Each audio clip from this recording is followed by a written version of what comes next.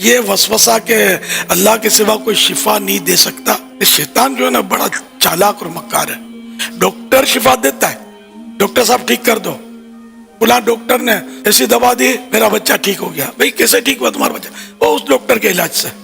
یہ بولنے دیتا ہے، جہاں اللہ والوں کی بات آتی ہے وہاں لگام کھینچتا ہے۔ بعض لوگ اس کے چکر میں پھنس جاتے ہیں، تو اس لیے یہ قرآنی آیتیں موجود ہیں۔ شفا تو اللہ ہی دیتا ہے، اس میں کوئی شک نہیں ہے، لیکن اللہ تعالیٰ جب ڈاکٹر کو یہ سوچ دے سکتا ہے، وہ دوائیں ایجاد کرتے ہیں، وہ دوا کرتے ہیں، پھر شفا ملتی ہے، تو شفا تو ایکچولی تو اللہ دیتا ہے، لیکن یہ کہ ڈاکٹر کو یہ صلاحیت بخشی گئی کہ وہ علاج کر لیتا ہے۔ اسی طرح مطلب ہے کہ اللہ کے نبیوں کو بھی ڈاکٹر سے زیادہ پاورز ملے ہیں، اولیاء کرام کو زیادہ پاورز ملتے ہیں، مگر وہ اللہ پاک کی عطا سے۔ تو اس لیے وہ بالکل اس طرح کے وہم میں آنا نہیں چاہیے۔ کوئی وہم میں ڈالے تو اس سے بحث بھی نہیں کرنی چاہیے، اپنے بس ذہن بنا لے کہ جو قرآن و حدیث میں ہے وہ حق ہے، اور جو علماء اہل سنت فرماتے ہیں وہ درست ہے۔ بس اب کسی اور چکر میں آپ نے پڑھنا نہیں، ورنہ شیطان ایمان نکال لے گا، پتہ نہیں چلے گا۔ Wake up to reality. تو اگر خدا ایک سے زیادہ ہے یا نبی بھی مدد کر سکتے ہیں، فار ایگزامپل نبی کو بھی اللہ نے اختیارات، ہم تو کہتے ہیں نبی کو اللہ نے اسباب سے ہٹ کے اختیارات دیے ہی نہیں ہے، لہذا ہم تو ہر چیز اللہ سے۔ شادی کرا دے اے اللہ تو کرا سکتا ہے، بچے دے دے اے اللہ تو دلوا سکتا ہے، اور بزنس دے دے اے اللہ تو دے سکتا ہے۔ کبھی ہم نے اس نبی سے دعا نہیں مانگی، حالانکہ ہمیں عشق کی حد تک پیغمبر صلی اللہ علیہ وسلم سے محبت ہے، اور جب تک ایسی محبت نہ ہو آپ کا ایمان ہے نہیں۔ ہم نبی کی قبر کی زیارت کو بہت بڑی سعادت سمجھتے ہیں، وہاں صلاۃ والسلام پڑھنا، وہاں بیٹھنا مسجد نبی میں، یہ بہت بڑی سعادت ہے، یہ سب نبی کی محبت میں ہے۔ لیکن اسی نبی نے ہم سے کہا ہے، اسی نبی نے بتایا ہے کہ اگر اللہ کے در کو چھوڑ کر مجھ سے مانگا تو مشرک پر اللہ نے جنت کو حرام کر دیا ہے۔ اسی نبی کی کہنے کی وجہ سے ہم توحید پرست ہیں۔ میں سمجھا پا رہا ہوں کہ نہیں سمجھا پا رہا اپنی بات؟ تو ہم تو ہمارا اب تو کلیئر معاملہ ہے نا، جو توحید پرست ہے اس کا معاملہ 2 اور 2 4 کی طرح بالکل کیا ہے بھائی، ہر چیز اللہ سے ہی مانگنی ہے، ہر چیز میں سب کچھ آ گیا۔ مشرک بیچارہ ٹینشن میں رہتا ہے، کبھی اس کو کہتے ہیں یہ والا جو چیز داتا دربار پہ جاؤ اولاد وہاں سے ملے گی، وہ یہ چڑھاوے چڑھاؤ وہاں سے اولاد ملے گی، شادی نہیں ہو رہی تو اس کے لیے وہ فلاں پیر صاحب ہیں وہاں سے اولاد ملے گی، اور سر پہ بال نہیں اگ رہے تو اس کے لیے فلاں ہے، بزرگ ہیں فلاں ہیں، یا وہ بھگوان ہے، یا وہ 10 قسم کی چیزیں ان کے پاس، ان کو پتہ ہی نہیں کہ کون سی چیز اللہ سے مانگنی ہے اور کون سی کسی اور سے۔ میں تبھی مشرکین سے ایک سوال پوچھتا ہوں کہ اگر اللہ نے اپنے علاوہ بھی مخلوق کو، چاہے وہ پیغمبر ہوں، ان کو اختیارات دیے تو سارے دیے ہیں یا تھوڑے دیے ہیں؟ سارے دیے ہیں، تو پھر ساری زندگی اللہ کے علاوہ انہی سے مانگتے رہو، پھر اللہ سے مانگنے کی ضرورت کیا ہے؟ دیے اس لیے ہے نا کہ ان سے مانگو، ورنہ دینے کا فائدہ کیا؟ تو پھر اللہ سے کیوں مانگتے ہو؟ اور اگر سارے نہیں دیے، کچھ اللہ نے اپنے پاس رکھے ہیں اور کچھ ان کو بھی دے دیے ہیں، تو وہ آپ کو معلوم ہے یا نہیں ہے؟ اگر معلوم نہیں ہے تو پھر آپ کو پتہ کیسے چلے گا کہ یہ والا اختیار ان کے پاس ہے یا نہیں ہے؟ نہیں آ رہی بات؟ حکومت نے کسی کو وزیر بنا دیا، اختیارات دے دی، یہ نہیں پتا کہ وزیر تعلیم ہے یا وزیر ہیڈ پمپ ہے یا وزیر بجلی لے جانا ہے۔ پہلے زمانے میں وزیر ہوتے تھے بجلی لانے کے لیے ٹھیک ہے، اب ہوتے ہیں سوئچ آف کرنے کے وزیر۔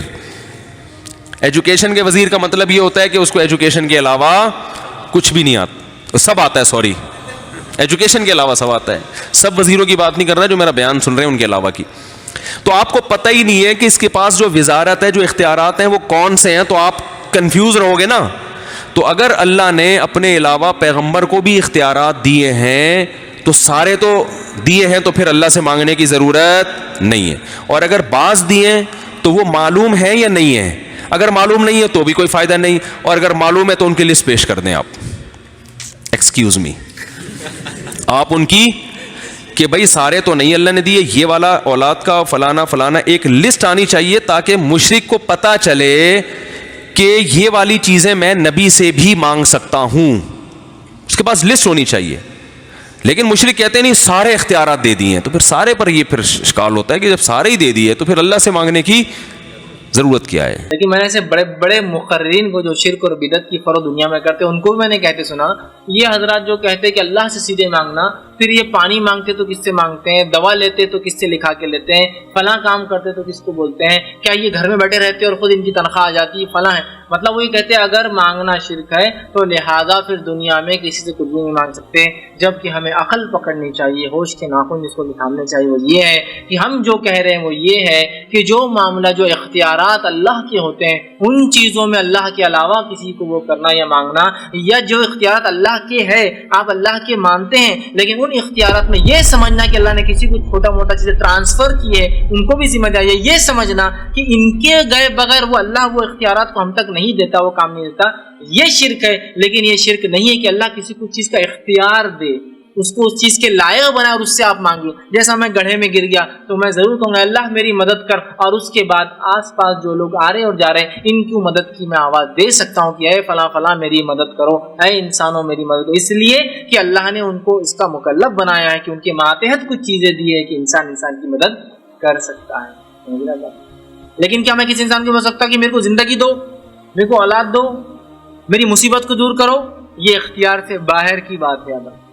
میں نے بہت سارے تو چھوٹا بچہ جس نے آپ سے کیا بڑے بڑے مقررین کو سنا ہے، اس سے کیا تھا عام ارے سبحان اللہ ماشاء اللہ کیا بات کہی آپ نے، زبردست دلیل ہے. پھر تو یہ انہوں نے وہابیوں نے یہ نہیں مانگنا چاہیے وہ نہیں مانگنا چاہیے، کسی سے یہ بھی نہیں بولنا کہ میرے کو فلاں دو، شرک کھانا دو، شرک بیوی بولے تم نے شرک کر دیے، فلاں کرو. پھر وہ ایسا کرتے ہیں لوگ، ارے صحیح بات بولے ملا نے، ملا کو سب پتا ہے، ملا گھما رہا ہے اس کے سامنے والے اور اس کو پتا ہے کہ وہ کیا بول رہا ہے، لیکن ابھی گھما رہا ہے چونکہ اس کو اپنی روٹی روزی چالو رکھنا ہے. تو لہٰذا میرے بھائی وہ چیزیں جو اختیار کے اندر انسانوں کو اللہ نے دی اس میں مدد کے لیے پکارنا کوئی حرج نہیں ہے، اور وہ چیز جو اختیار کے باہر ہے اس میں پکارنا، جیسا کہ اے بابا فلاں دیجیے، اے بابا مصیبت کو دور دے، یا فلاں میری مدد کر اللہ کو چھوڑ کر، یا فلاں مجھے اولاد دے، یا فلاں مجھے زندگی دے، یا فلاں یہ کر، یہ شرک ہوتا ہے. سمجھ رہے ہیں؟ لہٰذا ان کو آپ سمجھائیے کہ شرک یہ نہیں ہے جو چیز اللہ نے کسی کے ماتحت دی اس سے مانگنے میں، یہ شرک نہیں ہے. لیکن شرک یہ ہے کہ جو اختیار کے باہر معاملہ ہے اس میں آپ اللہ کو چھوڑ کر کسی اور کو شامل کریں یا چھوڑ کر کسی اور کو پکاریں، یہ شرک ہے.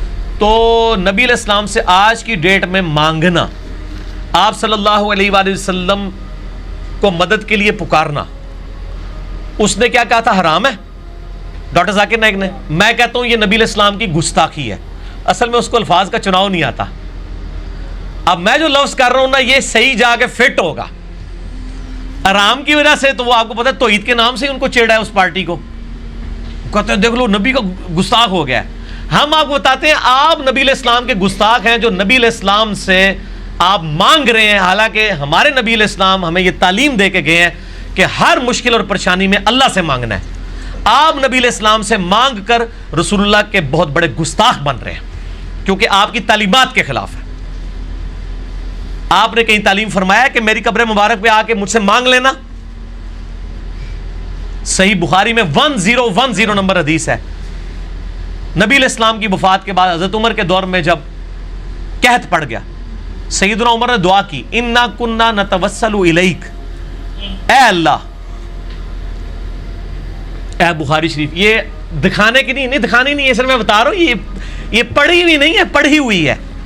اب میں اس میں سے وہ بخاری شریف چونکہ میرے سامنے ہے میں 1010 نمبر حدیث کھول بھی لیتا ہوں کہ حضرت عمر کا کیا عقیدہ ہے کہ آج کی ڈیٹ میں نبی علیہ السلام سے مانگنا چاہیے کہ نہیں مانگنا چاہیے.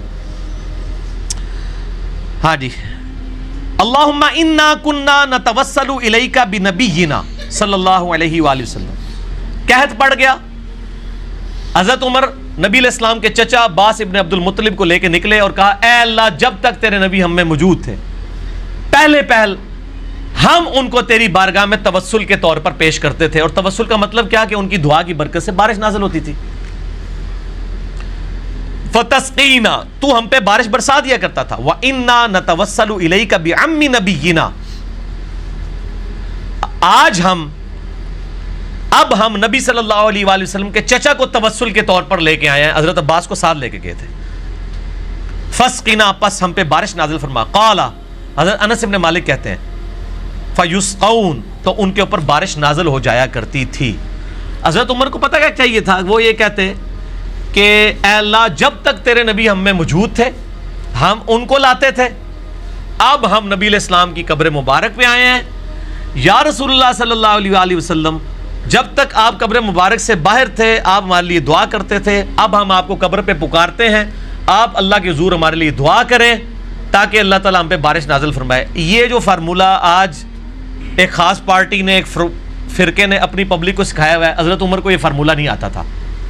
حالانکہ حضرت عمر وہ صحابی ہیں کہ بخاری مسلم میں آتا ہے صلح حدیبیہ کے موقع پر جب پانی کم پڑ گیا اور ساری طرف سے وہ ایک پیالہ جمع کیا گیا تو حضرت عمر ہی وہ تھے جنہوں نے نبی علیہ السلام سے کہا تھا یا رسول اللہ اپنے مبارک ہاتھ اس میں ڈالیں تاکہ اس سے چشمے جاری ہوں. نبی علیہ السلام نے ایک پیالے میں ہاتھ ڈالا. جابر بن عبداللہ کہتے ہیں 1500 صحابہ نے پانی پیا، جانوروں کو پلایا، سٹور کر لیا، اور اللہ کی قسم ہم 1,00,000 بھی ہوتے تو وہ پانی اس سے بھی زیادہ تھا. حضرت عمر یہ کام کروا چکے تھے. تو میرا خیال ہے سب سے بیسٹ پرسنالٹی تھی حضرت عمر کہ وہ ایک پیالہ اٹھاتے، قبر رسول پہ جاتے اور کہتے یا رسول اللہ اپنا ہاتھ مبارک باہر نکالیں، اس پیالے میں رکھ دیں، امت کو سیراب کر دیں. یہ لا کے جعلی روایتیں مصنف ابن ابی شیبہ سے، ایک بدو آ گیا، عرابی آ گیا، اس میں عامش مدلس عن سے روایت کر رہا ہے. وہ جعلی روایتیں ایک دور کی کتابوں سے پیش کر رہے ہیں، اور خلیفہ راشد کا عمل صحیح بخاری کے اندر موجود ہے جو پوری امت کو عقیدہ بتا رہا ہے، وہ لیتے ہی نہیں ہے. ہمارا عقیدہ حضرت عمر والا ہے. ان کو تو وسوسہ بھی نہیں آیا کہ میں جا کے قبر مبارک پہ کہوں یا رسول اللہ میں نے تو، یاد ہوگا آپ کو، میں نے صلح حدیبیہ کے موقع پہ بھی آپ سے یہ چشمے جاری کروائے تھے، آپ مہربانی فرمائیں. لیکن نہیں، آپ ذرا دیکھ لیں وہ فضائل اعمال کے اندر بھی تبلیغی جماعت کی کتاب اور فیضان سنت دعوت اسلامی کی کتاب بریلوی دیوبندی دونوں نے اپنی کتاب میں لکھا ہے کہ حضور کی وفات کے 550 سال بعد شیخ احمد رفاعی نے آگے قبر رسول پہ شعر پڑھے تو نبی علیہ السلام نے قبر مبارک سے ہاتھ باہر نکال دیا. کتنا بڑا جھوٹ ہے. اما عائشہ کے لیے تو ہاتھ نہیں نکلا، سیدہ فاطمہ کے لیے تو ہاتھ نہیں نکلا جب اما عائشہ جمل کے لیے گئی ہیں. بعد میں جو شرمندہ ہوئی اس وقت نبی علیہ السلام روک لیتے. یہ سب جھوٹ فیبریکیٹڈ واقعات ہیں. بالکل آج کی ڈیٹ میں نبی علیہ السلام کیا کسی بھی فرشتے سے، کسی بھی مرے ہوئے بندے سے، چاہے وہ کوئی نبی ہو، فرشتہ ہو، فرشتے کو خیر بیچ میں سائڈ کر دیں، کوئی جن ہو، کوئی بزرگ ہو، اس سے مانگنا گستاخی ہے نبی علیہ السلام کی شان میں، کیونکہ نبی علیہ السلام نے یہ تعلیم نہیں فرمایا. خدا جس نے کی جستجو مل گیا اس کا تو سب کا تو